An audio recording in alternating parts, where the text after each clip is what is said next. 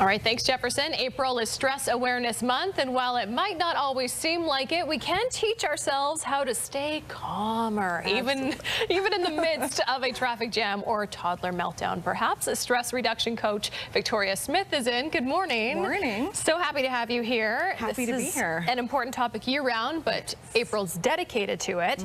And the main message we want to send across is that we have more control than we think. Absolutely. It is all in the mindset. Like, I truly think if I'm someone that could sort of manage their stress, anyone can.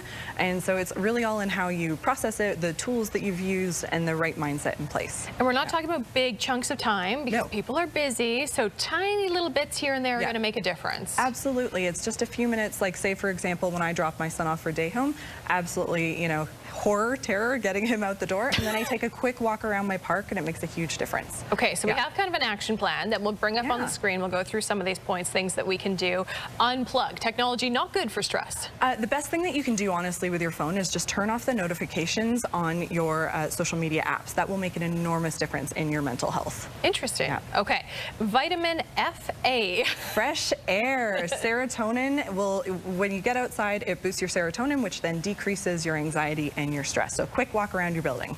And you say detoxify, but we're not talking about the big cleanse or... Who are the toxic people in your life? Who brings you stress and anxiety? Can you eliminate those people? Or if you can't, can you rebuild your boundaries so that you are sort of being a little kinder to yourself in what interactions you have? It almost creates stress thinking about getting rid of people. I know, exactly. So just redraw those boundaries and make it easier for yourself. Okay, this one we want to spend a little time on. Release meditation technique. This is something that we can do. If we can bring it back into studio, you guys, let's pretend Victoria and I are driving in the car, we hit some traffic, the kids are screaming in the back, we're having a meltdown. What do we do? So this was actually developed by Brendan Burchard, so I highly recommend people check out the full YouTube video. But essentially, you are going to sort of place your hand on your belly, maybe not when you're driving, but sort of in red light. Yep. Take a big, deep belly breath and say release. Release. And I want you to visualize sort of that bad day melting off of you. So belly breath. Release. Release.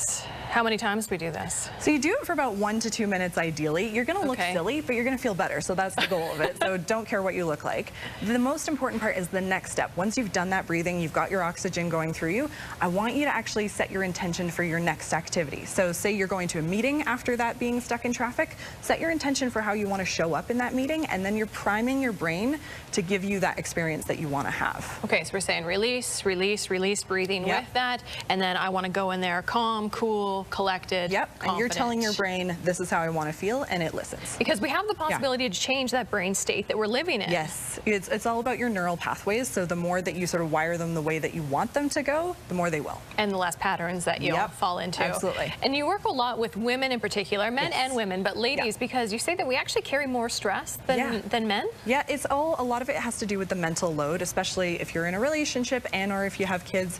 We're carrying all the to-do list in our head in a way that it's just not as common with men. Men absolutely help around the house. It's just a different sort of mental load that we're carrying. Different types of stresses, and this is the ongoing list that never seems to end. Exactly. Okay, so Friday, you're going to do something really nice to raise a little awareness. You're taking these beautiful flowers and then some down to Stephen Ave? Yeah, we're going to be handing them out to mainly ladies on the street. They're going to have some stress reduction tips tied to them, so hopefully it brightens your day and gives you some tools to help you out.